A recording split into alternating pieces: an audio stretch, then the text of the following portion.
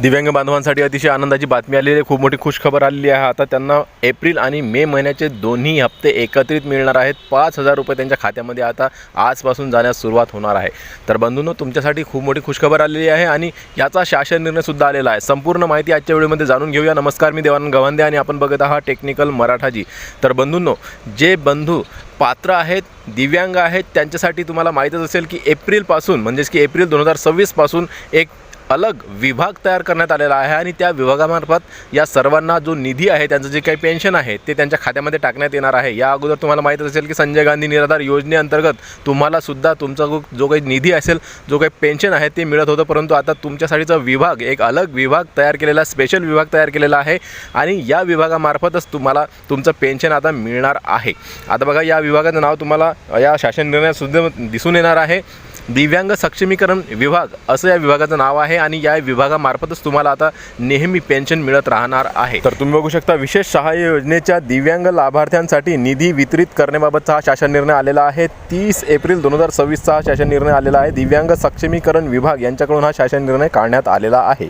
या अगोदर तुम्हाला विशेष सहाय्य विभागाकडून शासन निर्णय येत होता आणि त्यामध्ये संजय गांधी निराधार योजनेतील सर्व तमाम निराधार व्यक्ती आणि दिव्यांग व्यक्ती यांना सर्वांना एकत्रितच निधी वितरित करण्यात येत होता, परंतु आता दिव्यांग बांधवांसाठी अलग एक विभाग तयार करण्यात आलेला आहे आणि त्या विभागामार्फत तुमच्यासाठी जी काही निधी आहे तो आता संपूर्ण वर्षभराचा या शासन निर्णयामार्फत आणून दिलेला आहे। आणि त्यामध्येच तुम्हाला यामध्ये सांगण्यात आलेलं आहे की राज्यातील सर्व दिव्यांग व्यक्तींना एकाच छताखाली आणण्यासाठी सामाजिक न्याय व विशेष सहाय्य विभागांतर्गत राबवण्यात येत असलेल्या विशेष सहाय्य योजनेतील DBT पोर्टलवर नोंद असलेले सर्व दिव्यांग लाभार्थी, बघा, DBT पोर्टलवर ज्यांची नोंद आहे, ज्या दिव्यांग बांधवांची DBT पोर्टलवर नोंद आहे, जे पात्र आहेत त्यांच्यासाठी दिव्यांग सक्षमीकरण विभागाकडे त्यांना वर्ग करण्यात आले असून 24 फेब्रुवारी 2026च्या शासन निर्णयान्वये मान्यता देण्यात आलेली आहे।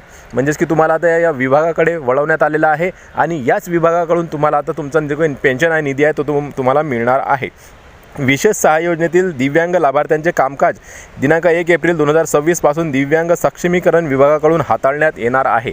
बघा, तुम्हाला सांगू इच्छितो की बघा, तुमचं जे काही आता पेन्शन असेल किंवा इतर तक्रारी असतील तुमच्या जे काही असतील त्या तुम्हाला आता या स्पेशल विभागाकडे करायच्या आहेत आणि या विभागाकडूनच तुमचं जे पेन्शन आहे तुम्हाला मिळणार आहे। सन 2026 आणि 27 या वित्तीय वर्षाकरिता पात्र दिव्यांग लाभार्थ्यांसाठी खालीलप्रमाणे निधी वितरित करण्यास मंजुरी देण्यात आलेली आहे। बघा, एका वर्षाचा निधी तुम्हाला मिळालेला आहे, या विभागाला मिळालेला आहे। दिव्यांग सक्षमीकरण विभाग जो आहे त्यांना आता एका वर्षाचा निधी मिळालेला आहे। म्हणजेच की तुम्हाला तुमचे जे काही एप्रिल महिन्याचे पैसे बाकी राहिलेले आहेत, खूप दिवसापासून तुम्ही त्याची वाट बघत होतात, ते पैसे आणि मे महिन्याचा जो काही निधी आहे तो दोन्ही मिळून तुम्हाला आता तुमच्या खात्यामध्ये एकत्रित 5,000 रुपये टाकण्यात येणार आहेत, कारण की निधी मिळालेला आहे।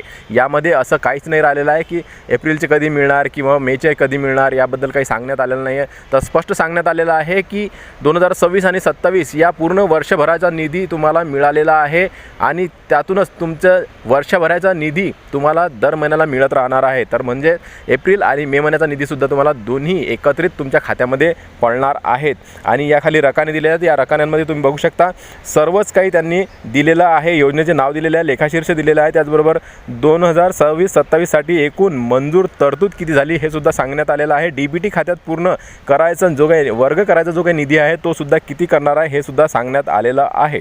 तर तुम्ही या रकान्यांमध्ये वाचू शकता, संपूर्ण माहिती जाणून घेऊ शकता। सामाजिक सुरक्षा व कल्याण, समाज कल्याण, दिव्यांगांचे कल्याण, दिव्यांग व्यक्तींना अनुदान, संजय गांधी दिव्यांग निराधार अनुदान योजना कार्यक्रमाअंतर्गत जो काही निधी आहे, इतर प्रशासकीय खर्च, सहाय्यक अनुदाने, वेतनेतर इत्यादींसाठी सर्व रक्कम यामध्ये सांगण्यात आलेली आहे।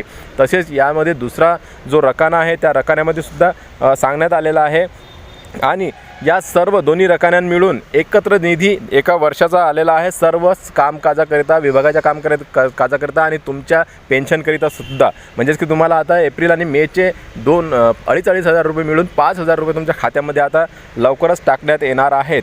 तुम्ही बघू शकता यामध्ये आणखीन काय लिहिलेलं आहे की वित्त विभाग शासन निर्णय दिनांक 12/1/2023 अनुसार सदरचे अर्थसहाय्य बिनशर्त आहे।